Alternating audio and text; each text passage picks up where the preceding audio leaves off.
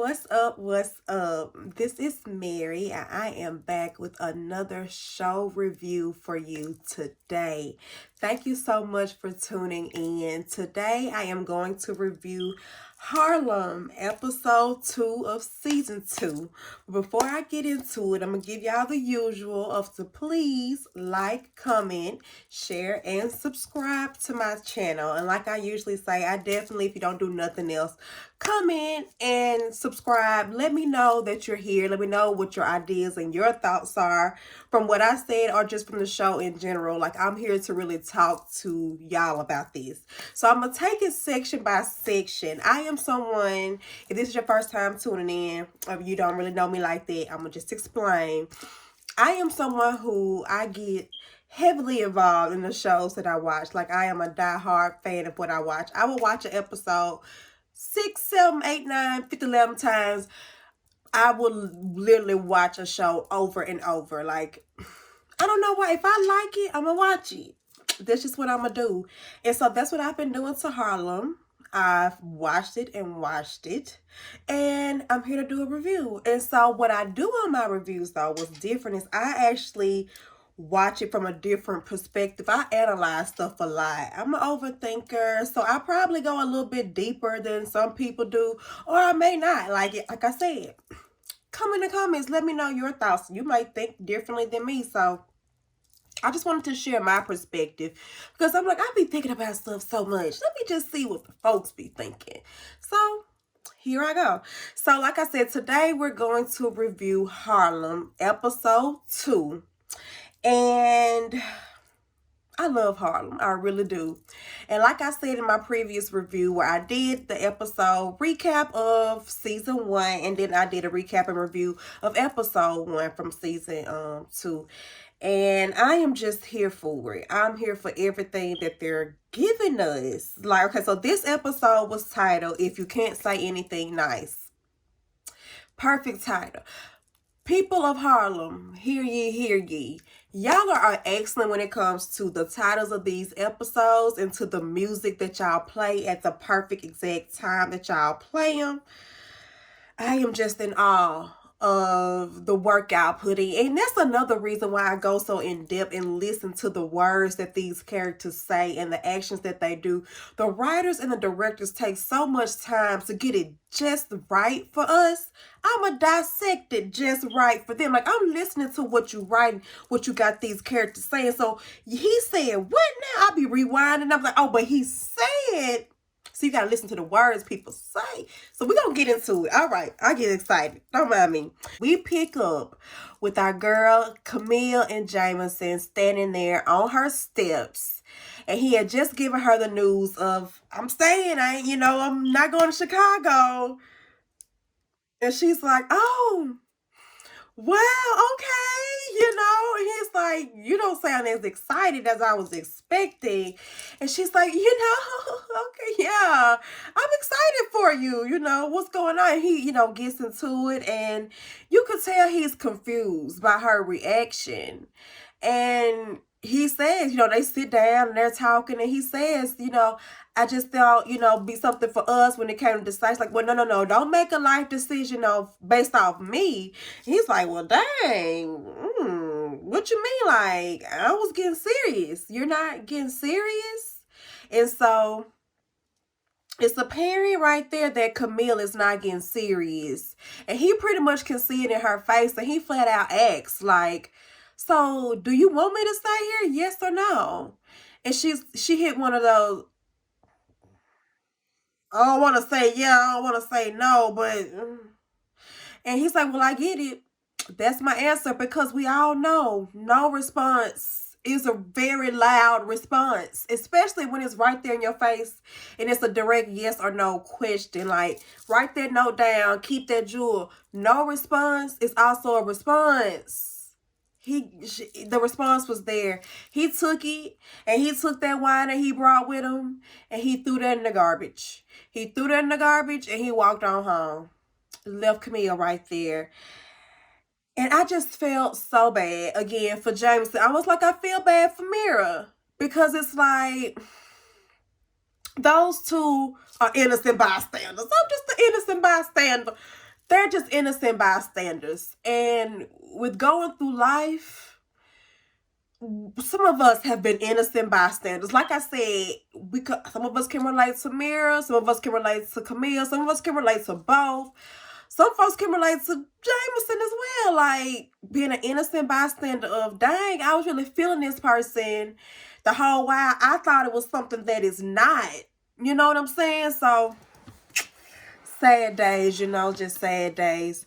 And so, we move on. We move on to Angie going home to her and Quinn's place, and she is excited to share her late night rendezvous that she's had with the finest man in New York's roommate, just in case he's the finest man in New York, because he was fine too. So she comes in ready to have family time with Quinn. And what I really love about their friendship, or just friendships in general, that you can have a strong bond with your girls, because when you're going through stuff, like just somebody to lean on, somebody just to talk to, vent to, especially when y'all living together like that, it's hella cool when y'all have that bond, like they're doing a family time where they sit there and they chit chat about the night or whatever. And it's just like, you have those people, and we all have phases in life where you need that friend to lean on. And we'll later see in the episode why I'm saying this too.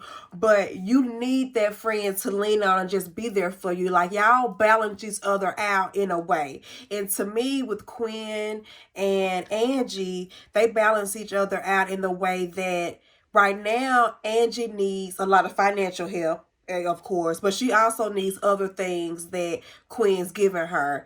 And the jewels that Quinn gets from Angie, which since we've been learning since season 1, the jewels that she picks up from Angie, she uses and she implements because she needs those too. Like, I know, I can see why she admires Angie and what they admire about each other, and it just works.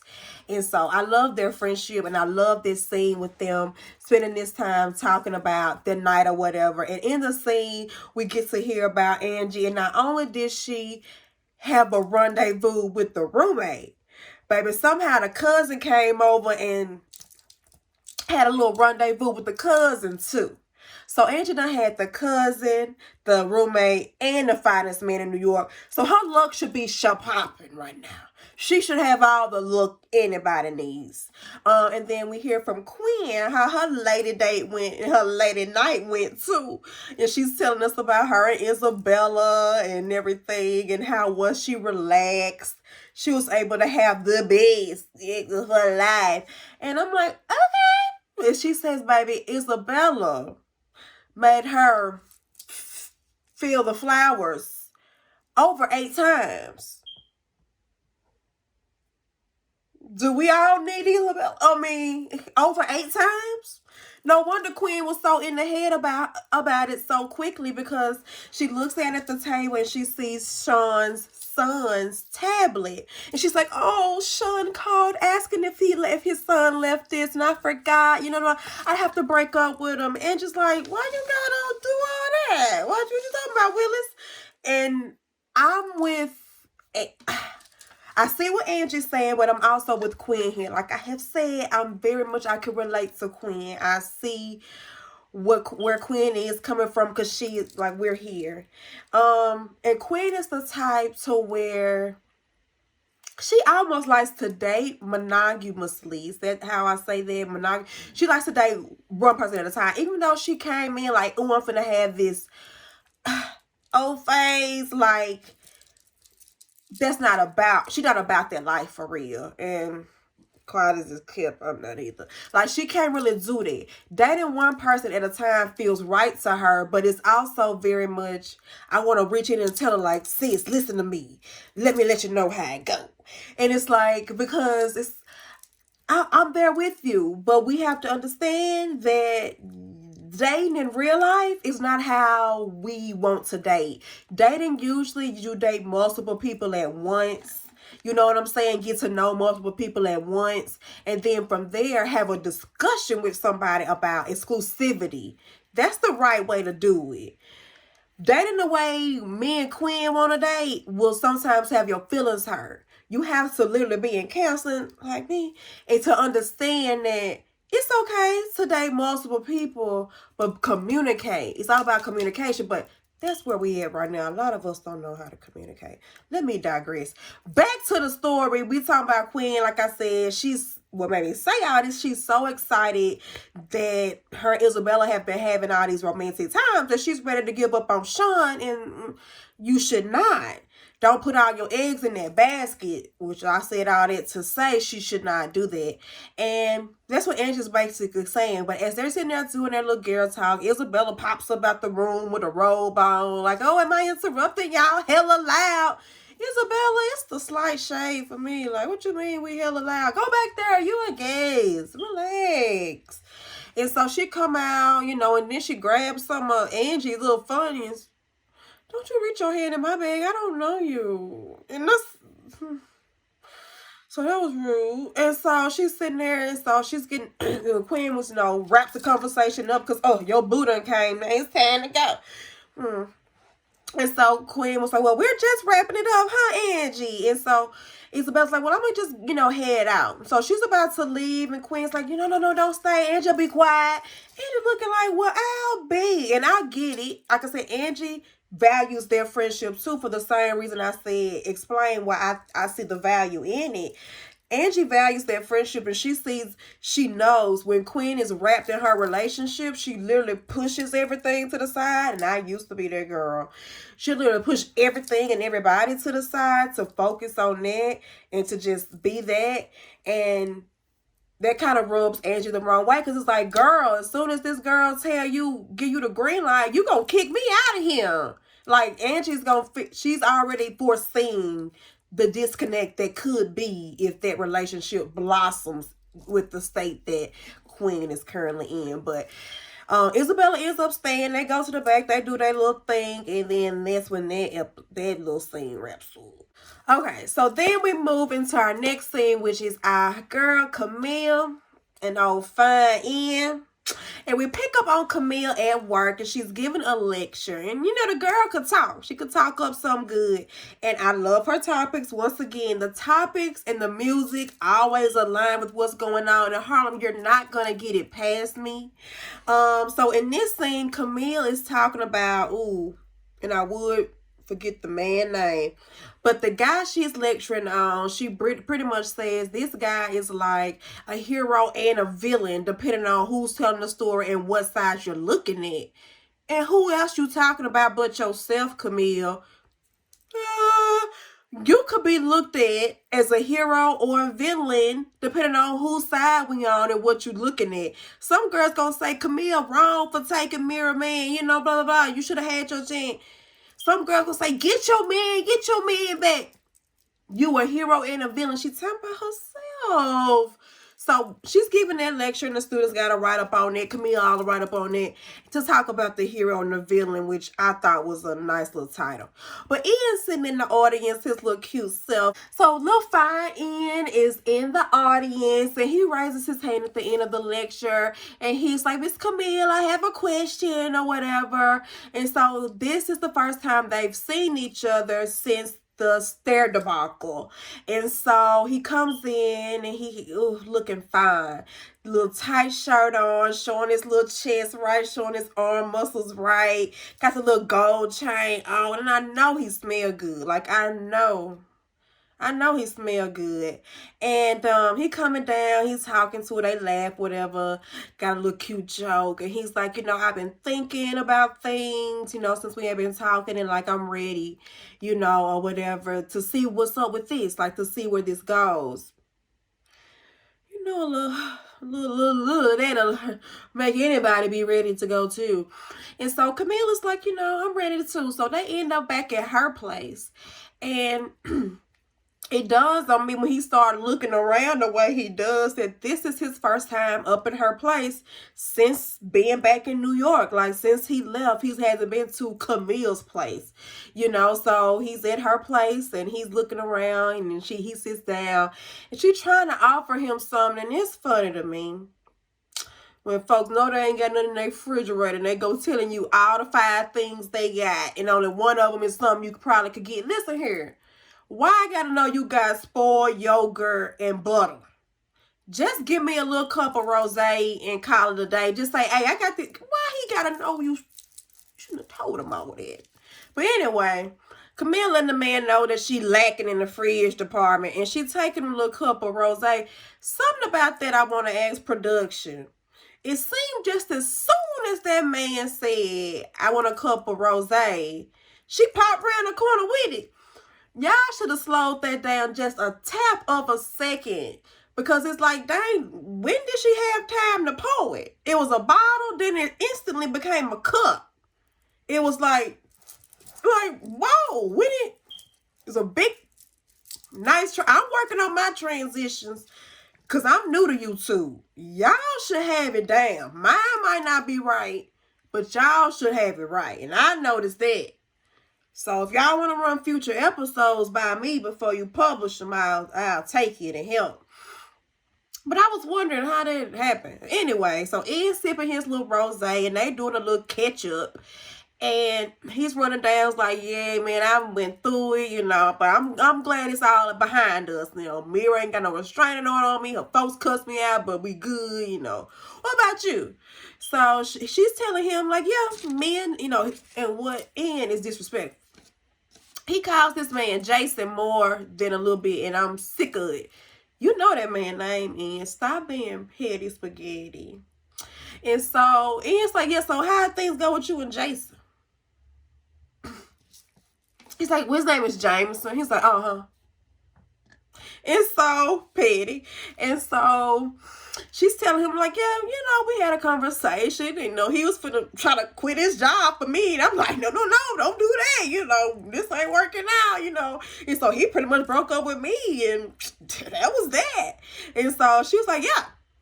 And so he's like, okay, what else? What happened next? And she's like, that was it. You know, he walked on off and that was it.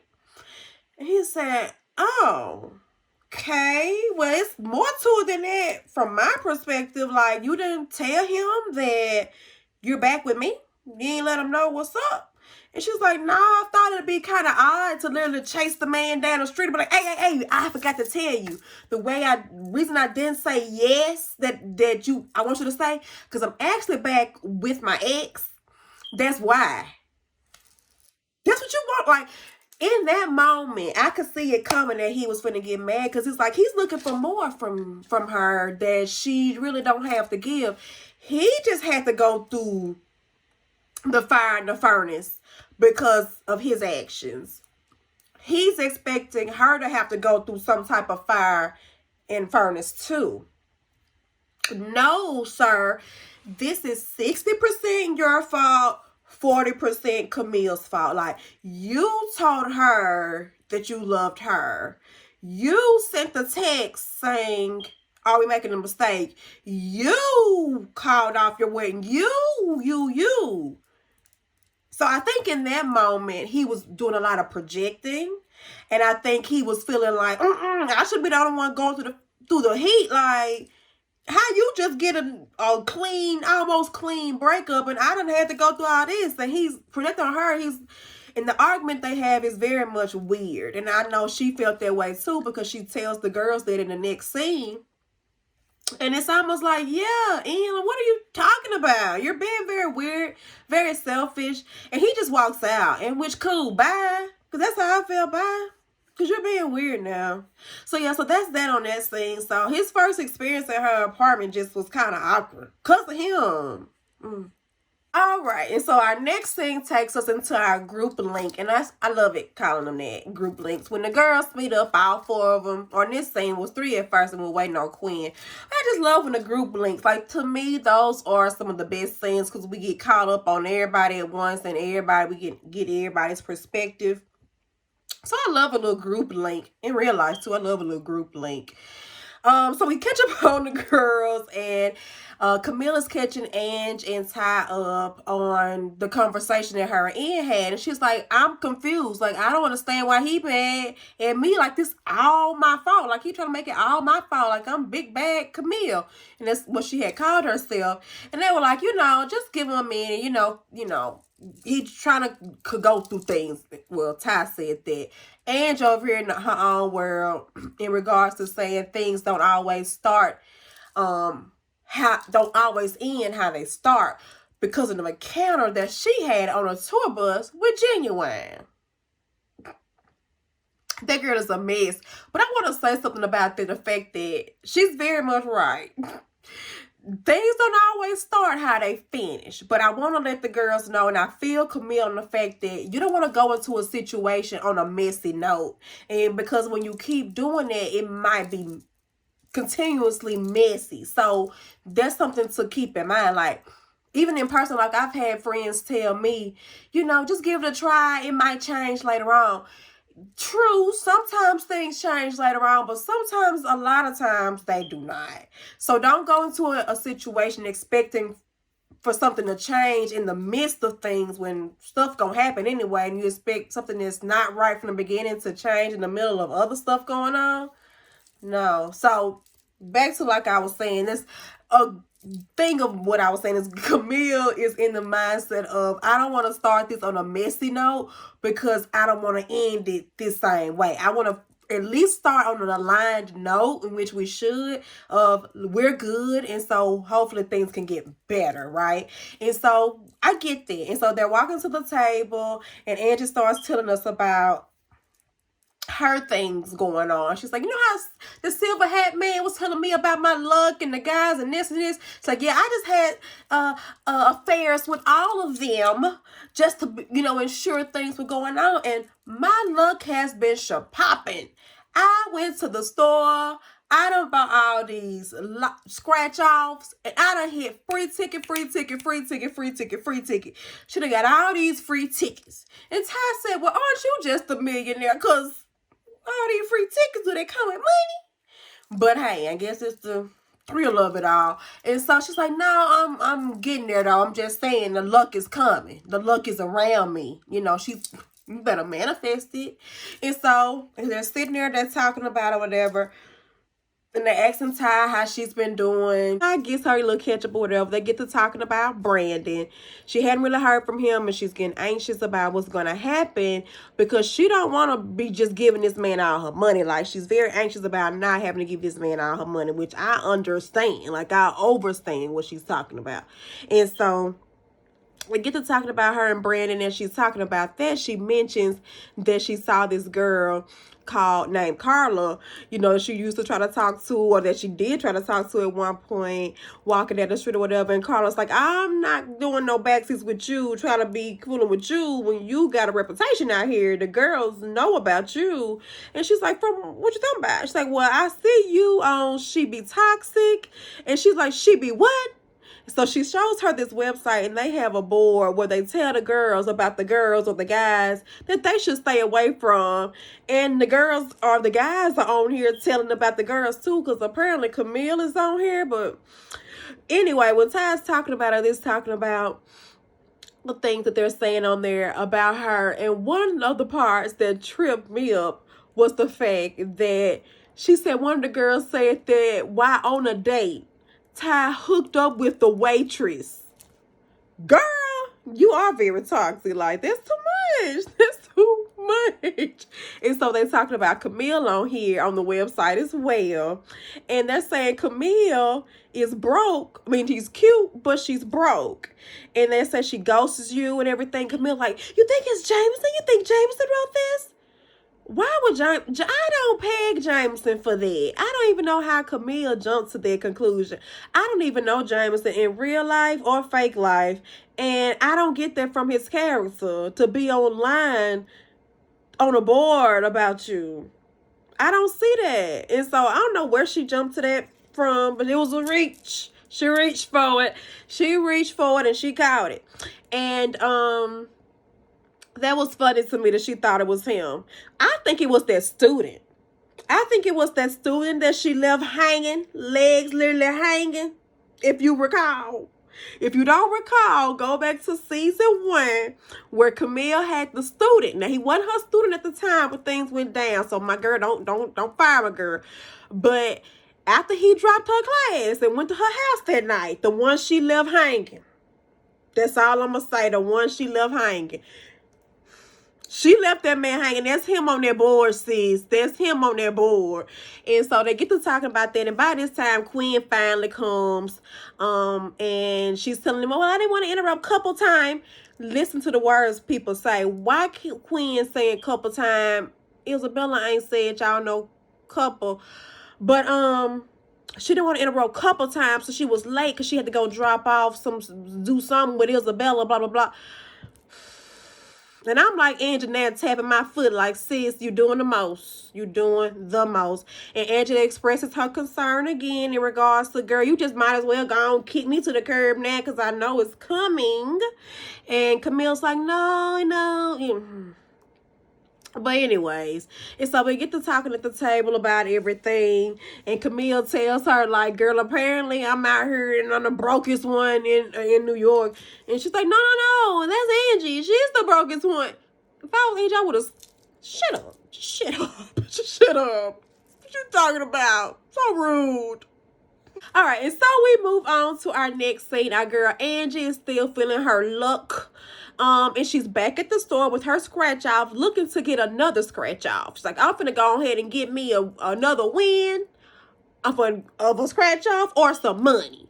And so she's telling the man at the cash register about it, and he almost getting as excited as she is, and they making me excited because we get 500, we get another 500. Then next thing you know, Peter Piper pick a peck of pickles, and you did not win. She did not win. She didn't win, sadly, and it's a sad day. And she's like, whatever, I'm just finna go home, blah, blah, blah. On her way out, she bumps into this guy and literally knocks the stuff out of each other's hands, or out of his hands. I think it was his stuff that dropped. And they're coming up and they make the eye contact, and it's bliss and it's sparks, and they looking at each other, and she's handing him his stuff, and she notices that he has some Funyuns. And you know, she loves Funyuns. Like, that's her bag of chips. And so she's like, oh, Funyuns. And they lock eyes again, and it's like, and so he's like, you're just so beautiful. And now, pause right here while I was going to say, he looked familiar when they locked eyes. He almost looked like a guy that played on Family Matters back in the day, who used to date Laura Winslow. Like, he looked like one of them guys. But he's like, you're just so beautiful. I just want to show you something is almost as beautiful as you. Pause right here again. How many of y'all go out with strangers on the first encounter? Like, she just met this man at this convenience store, and now they're going back to his house. I'm not that type. I'm scary. I'm not gonna, even if we're dating, it's gonna take me a little tap before I let you come to my house on that type of time. I'm nervous, like, where they do that at? Do y'all do that? Let me know. Maybe I'm the scared one. Like, even if my Find My is on and many of my friends have my location, they probably can't get there in time enough for this man to get me to his house, bolt the door lock, slam the other one like metal door lock me in. Like, how do I know he won't? Anyway, y'all be careful out there doing this Angie thing. So she goes back to the man's house, and granted, it's a nice house.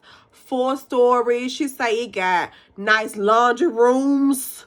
She say it got a gym, a movie theater, and the view outside is definitely very nice that he has. It's like she said, it's a house-gasm. Like, it's, oh, this is nice. It's a nice house. And so he's coming down and he's talking about, you think this big house is big, you ought to see something else that's big. I only do big things and big, indicating that he big like that. And so, you know, the guys that talk about it a lot, you know what they usually say, but she's saying, you know, your hands are big, your house is big. I'm trusting that other things are big. So they go out for their little drink, getting to know each other. They don't really do nothing that night. So then we go over to Quinn and Isabella. And this scene was rather short. It was rather short-lived scene, because we get to this scene of Quinn and Isabella on their lady date. Quinn and her lady dates. And the poetry slam jam that they're at is all cool. Like, I'm here for it. Quinn said she saw the article in the magazine where it was one of the top perform.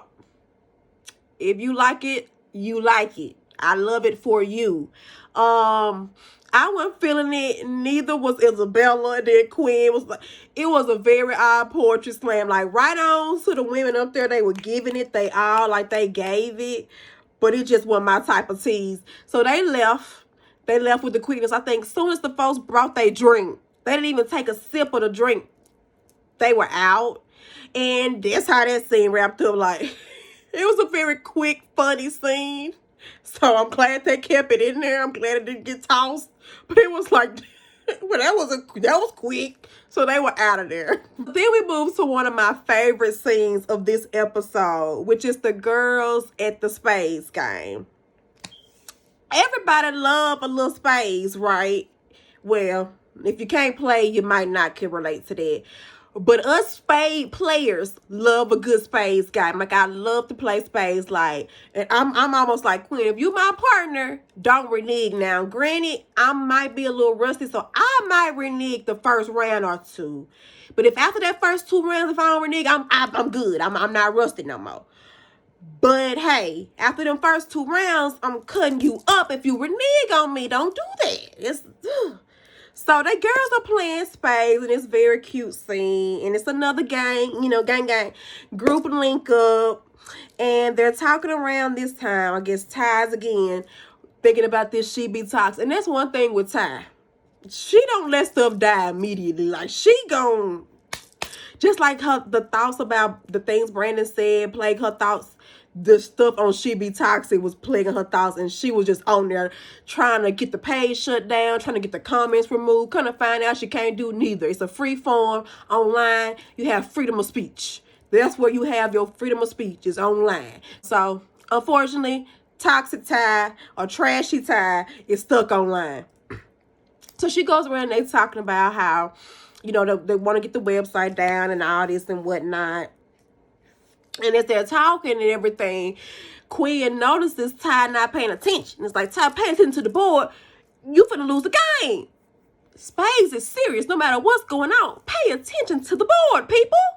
So we're going around again, and Angie gets to tell us about her night. Angie said, y'all had another day with Marcus. And it was trash. It was trashier than Ty. It was trash. She said Marcus and his big talk was big talk. Big talk for little action. Little action. It was like the. She said it was like the. Little action. Okay? Little action. So, it wasn't giving what she thought it was going to give. But because of his shower and his nice house, she going to hang in. And I don't blame her. Hang in, girl. Hang in. So she's hanging in there for the shower and things. And Camille is still on the fact that I think that was Jameson that wrote that stuff about me on She Be Toxic. Like, don't y'all think that was Jameson? Like, I really think it's that student. I think it's the student. I think it's the student. Y'all quote me for that. I think it's the student. And then Ty go back and say, well, speaking of She Be Toxic, while I was scrolling and reading my comments, I found this other girl getting bashed a little bit more than me. Some girl named Zoe, and they say she breaking hearts and running off on them. Sound like my type of girl. I'm gonna find her, and I'm gonna just do my thug thing with her until I want to thug it down and lock it down with somebody real, because she on my type of time. Ty got her a plan, and she gonna do it. She gonna do it. So then we get to talking about, Camille gets to talking about that she hadn't really heard from Ian since their little, you know, situation. She was like, you know, I reached out to him, you know, like I normally do, because he a little stubborn, and, you know, I don't mind reaching out. And she reached out, he didn't write back. She said he 3-dotted her. And Ian, that's the worst. That's like, Ian and everybody else, don't 3-dot the people. Say it. Just go ahead and say it. So he 3-dotted her, and she said the 3 dots lasted so long she took a screenshot of it. Like, that hurt her feelings. And, you know, Camilla Gemini. That hurt her feelings. That really hurt her feelings. And she didn't know how to take it. It really hurt her. She was like, I don't know what to do. She was like, I don't know what to do. And so she's, you know, they're pondering on that. And as she's thinking about it, her friends get to see her. And she's like, okay, well, don't think about this. You know, and Quinn calls her out. Quinn literally calls her out. It's like, girl, don't you be pacing back and forth at night about this. And we move to Camille pacing back and forth about Ian and about not hearing back from him. And she's literally pacing back and forth. And again, Harlem song people, you doing your thing, because the song that plays as she's pacing back and forth, right on point. It's talking about, I get to thinking about, I get deep in my thoughts and stuff like that is what the song is saying. And what's Camille doing? Deep, hella deep in some thoughts. And she's wanting Ian to text her. Like, she's wanting, of course, a text back to hear from him. Her phone dings. We're like, ooh, anxious, thinking it's Ian, because she wants us to think it's Ian too. It's Jameson. Jameson's like, hey, you at the house? I got some of your stuff in the house. I'm finna drop it off. She didn't write back. This girl done hid everywhere except the right places. I don't know if Camille was an only child. I don't know why she hid the places she did. I was very confused. She hid under a clear side table, like a glass, see-through, clear, like side table. She hid behind a plant. Then, the worst fake sleeper I have ever seen. If you're going to fake sleep, don't fake sleep, wake up talking. Oh, I must have been asleep. We know, like, oh my gosh. Girl, just stay fake sleep. Just stay fake sleep. Like, that's how you fake sleep. You stay fake sleep. You don't, never mind. So Jameson comes in, like I said, she's on the couch, fake sleeping, and he's like, girl, I could tell you a fake sleep. Like, you're horrible at that. Been horrible at that. And so she's like, oh, well, yeah. He's like, well, I got your stuff here. I just came to drop this off. The irony of this is this your dirty laundry you left in my house? I just want to drop it off and be out. And she's like, well, I did want to talk to you. You know, I just want to, you know, say, you know, what's going on. And he's like, I don't even too much want to hear. Like, I see what it is. And in that moment, again, I feel so bad for him, because it's like, you just hate it. You just hate it because, man, he's a good dude. Like, he was trying to be serious with her. He wanted something real. And just speak from a personal perspective, and I'm going to get off my soapbox. It's hard to find dudes, good dudes, that want something real. And she never said that the intercourse was bad or nothing. And so it's like, can you send him over here to me? But anyway, so they go back and forth about the thing or whatever. And he pretty much says, hey, girl, listen, I already know what it is. I, you know, looked on Mirror page, Metal Straw Mirror, and that made me know that him and Camille probably had a little inside joke about Metal Straw Mirror too. And so I looked on Mirror page, and she didn't post nothing about the wedding, which made me think the wedding didn't happen, which made me also think that the wedding didn't happen because of you. And like, he done put 2 and 2 and made 4 and got 4 and 4 and 8. Like, he done put it all together. And he got it all figured out. He's like, yeah, I'm just out. And so she's like, well, I'm just wanted to, you may have a clean break, you know, be good, you know, not ghost you. He's like, oh yeah, we good. No ghosting. We clean. I'm out. Like, he gone. And that's the end of Jameson and Camille. All right, and so we move on to the next scene where we have our girl Ty, and she's made her way to the club where she's gonna try to find this girl Zoe from She Be Toxic to go ahead and try to get that little situation popping. And what I like again about the friend group is, again, the girls clocking Camille on her stuff. Ty texts her like, don't be over there overthinking. Little Juice, she know what's going on over there. But she texts Camille like, don't be over there overthinking. And it's as soon as she sends a text, she hears some commotion going on. And who is that? Zoe over there. Got a love triangle going on herself, kissing down on one girl slapping her in the face. And Ty sees that as prime opportunity to get Zoe. And she walked over to her and she's like, hey, you know, I heard you the infamous Zoe. And Zoe's like, I don't know you. And so they exchange pleasantries and salutations, and they just get it popping right there. Now, this thing kind of messed me up, because when they started taking off their clothes, I said, no, they're not going to get down at the bar. But the way y'all transitioned to the apartment was pretty cool, because I was flabbergasted. What, they taking off their clothes in these folks' bar? But it was the way they did it. Watching and see, I wasn't tripping. And so I'm like, oh, okay.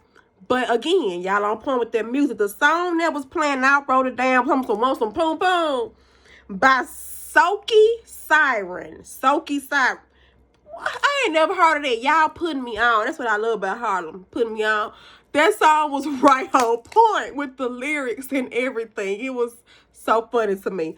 But the girls get it popping over there at Ty crib, and we gonna let them have a moment, because they get to falling and stumbling over stuff, and there's that on that.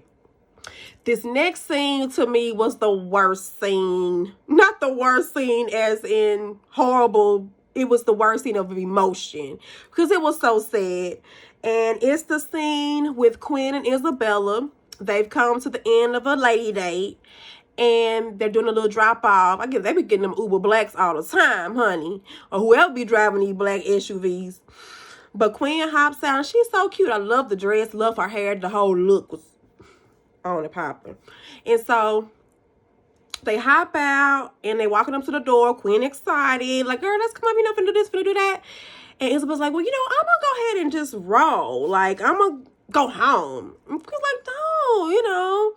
And so they're on the curb, and they're talking, and they go back and forth, and they have this dialogue exchange where, again, you have to listen to the words.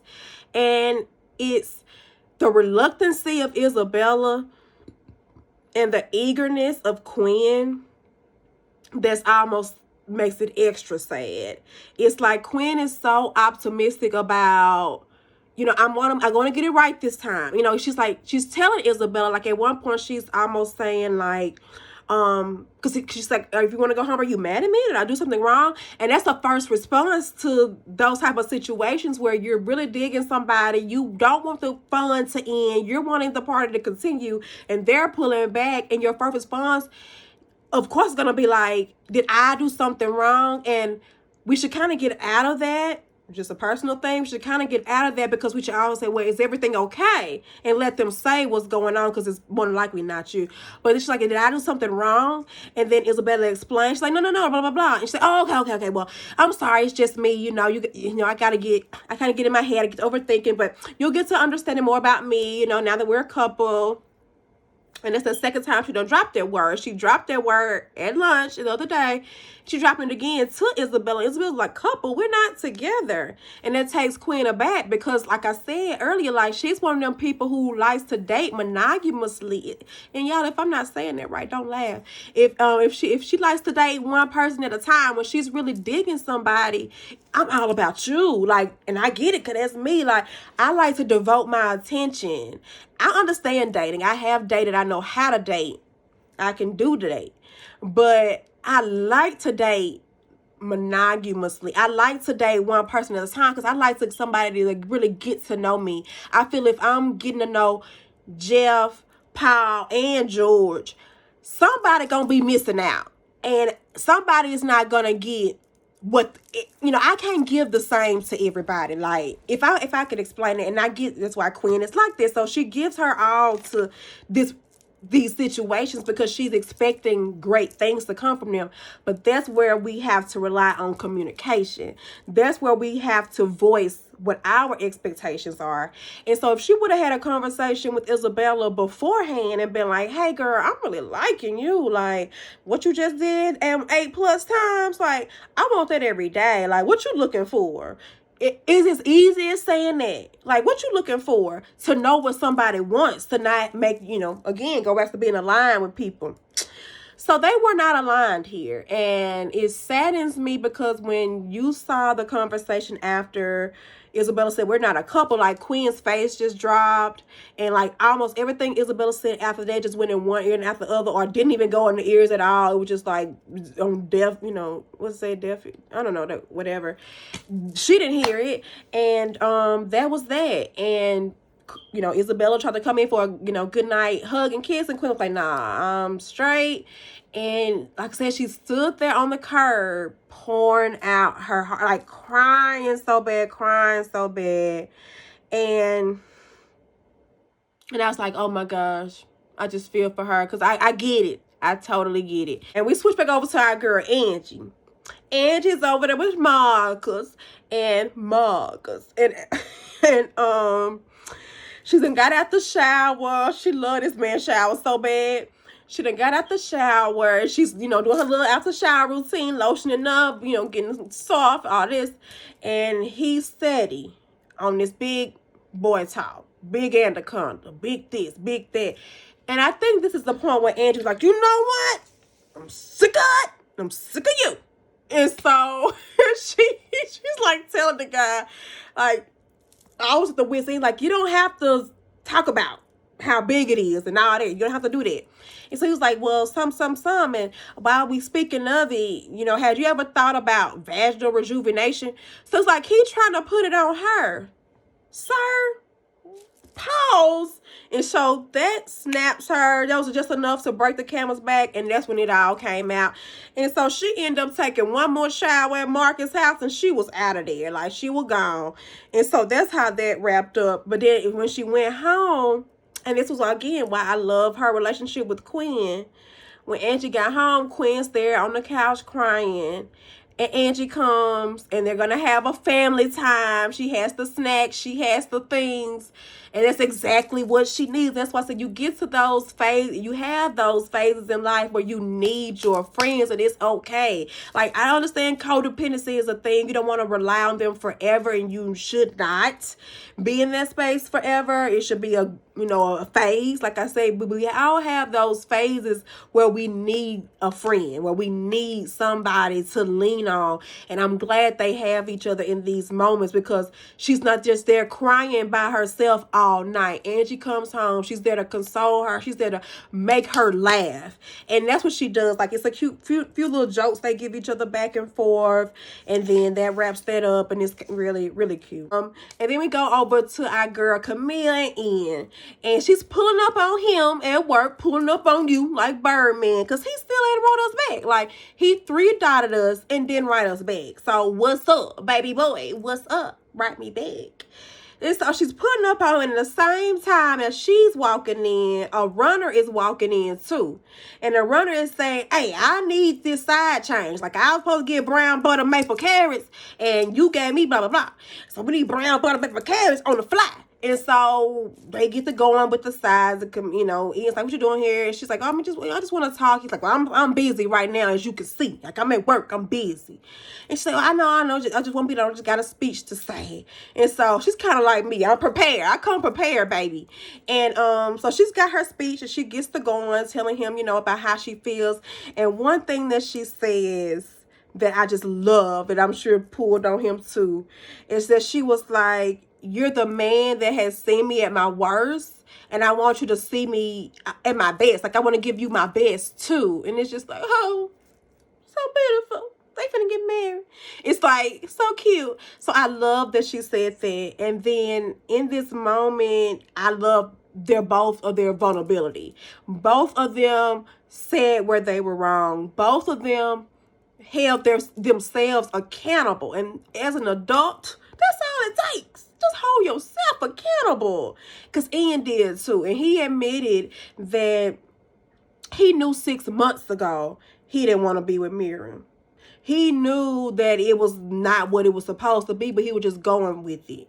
And so he's like, that's where I was wrong. And they both at the end, and you know, kind of came to the conclusion of the fact that there's that one person in your life who you would just blow up your world for. And for me, that's you. Like, they literally said it at the same time. And I'm like, oh, that's so cute. They finna get married. Like, I'm saying it again. Like, I love it. Like, I love the scene. It was intense. All the while, brown butter maple carrot boy back here hollering, Somebody should have slapped him. Like, shut up. You see, we trying to love on each other. This is black love going on. Back up. And, but yeah, he finally got them brown butter maple carrots, I believe. And she ended up kissing, or they ended up kissing. And that was just such a cute makeup scene for me. Because like I said, it really showed both of their growth. It showed both of their accountability. Whereas previously, they probably wouldn't have had that type of dialogue with each other, you know, and been as vulnerable. So that's what I really like to see. So I loved it. And we end this episode with our girl Ty. Her and Zoe done got down and got to it with the business. And they're wrapping it up. And before Ty could say, I'll see you next time, Zoe's already dressed, shoes on, makeup done, hair braided. She out of here. Like, she prepped, ready to go to the next thing. And as Zoe is walking out, who walks in? Our boy Brandon. Mr. Brandon. Godly. I don't know what Brandon want, but Brandon getting on my nerves now. Like, what are you doing, Brandon? What are you doing? Brandon walks in to get back on our nerves, and that's when the credits roll. That was such an amazing episode. Literally, we had like 14 sections, scenes, or whatever that we just went through. And I loved all of it. I loved all the show. I cannot wait for the next two drop. And they dropping soon. That's what made me want to go ahead and get this out. I'm finna go ahead and just prepare myself to watch them 50 times so I can come back. We can talk about episodes 3 and 4. So far, this Harlem episode, season 1 and... Season 2, episodes 1 and 2 are out in review. So check those out. But this is 2, so you have checked it out. Check out episode 1 review if you hadn't checked it out. Stay tuned for episode 3 and 4. I think I said that right, y'all. Give me a minute. I'm learning this YouTube and video and thing. Okay. All right. But that's all I got. Hopefully you all will be down in the comments to let me know your thoughts. Like, I'm not playing. Talk to me. So I don't be on YouTube talking to myself. Talk to me so we can talk about this. And I will see y'all next episode.